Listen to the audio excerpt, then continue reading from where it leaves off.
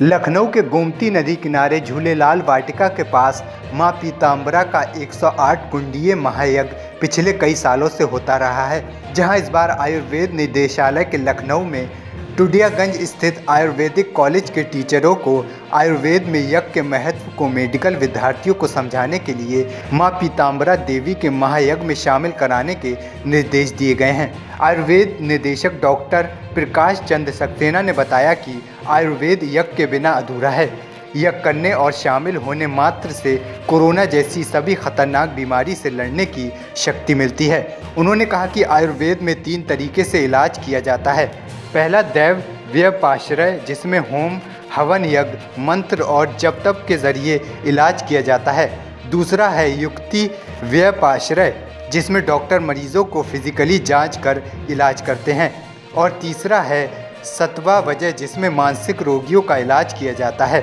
लेकिन सबसे कारगर और प्रभावी दैव व्यपाश्रय है, जिसमें औषधियों को अभिमंत्रित करने से उसकी 10 गुना क्षमता बढ़ जाती है, जिससे गंभीर से गंभीर बीमारी में राहत मिलनी शुरू हो जाती है। हमारे यहाँ आयुर्वेद में चिकित्सा 3 तरीके की बताई गई है। उसमें पहली चिकित्सा है दैव व्यपाश्रय, दूसरी युक्ति व्यपाश्रय और तीसरी सत्वा वजह चिकित्सा बताई है। तो दैव व्यपाश्रय चिकित्सा है, जैसे कि नाम से ही आपको समझ में आ रहा है, दैव व्यपाश्रय। इसमें हवन, यज्ञ, होम, मंत्र, जप, तप, इनके द्वारा जो रोगों का निवारण होता है वो दैव व्यपाश्रय चिकित्सा कहलाती है। दूसरी है युक्ति व्यपाश्रय चिकित्सा। जो हमारे चिकित्सक, जो हमारे परामर्शदाता, जो हमारे शिक्षक, आप देखते हैं कि जो आपकी चिकित्सा करते हैं युक्ति लगाकर और उसके हिसाब से डायग्नोसिस बनाकर आपकी दवा की डोज फिक्स करके, वो युक्ति व्यपाश्रय चिकित्सा है। और तीसरे तरीके की चिकित्सा जो सत्वा वजह चिकित्सा बताई है।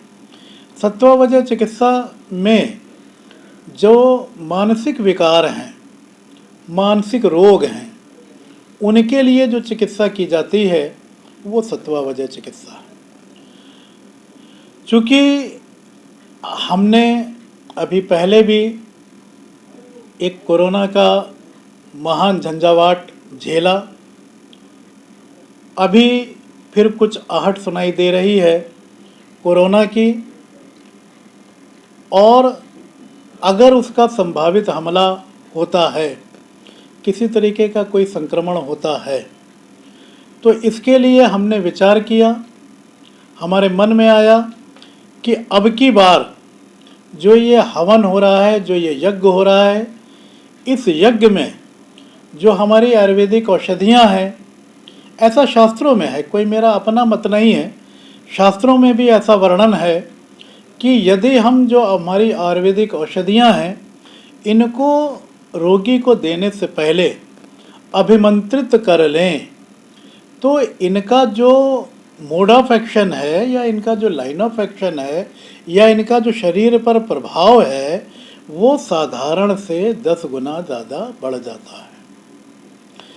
तो हमारा भी अपना विचार है कि इस यज्ञ में हम उन औषधियों को जो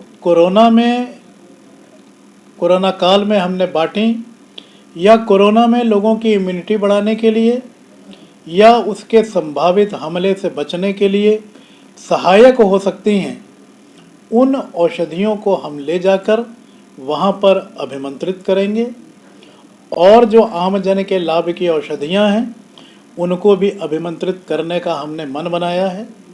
साथ ही साथ हमारा विचार है, हमारा मानना है, ना कि मैं स्वयं तो जाऊंगा ही, साथ ही साथ हमारे विभाग के जो हमारे चिकित्सक हैं, जो हमारे परामर्शदाता हैं, जो हमारे शिक्षक हैं, और विशेषकर जो हमारे छात्र और छात्राएं हैं जो अध्ययन काल में हैं, चाहे वो अंडर ग्रेजुएट लेवल के हों या पोस्ट ग्रेजुएट लेवल के हों, मैं उनको ज़रूर इस हवन स्थल पर, यज्ञ स्थल पर ज़रूर भेजूंगा कि वो वहाँ पर जाएं, प्रतिभाग करें, और जो हमारी दैव व्यपाश्रय चिकित्सा है जो उसको वो समझें और कैसे हम आम जन को उससे लाभ दे सकते हैं, ये वहाँ से वो सीख कर आएँ, ये हमने जो है वो मन बनाया है।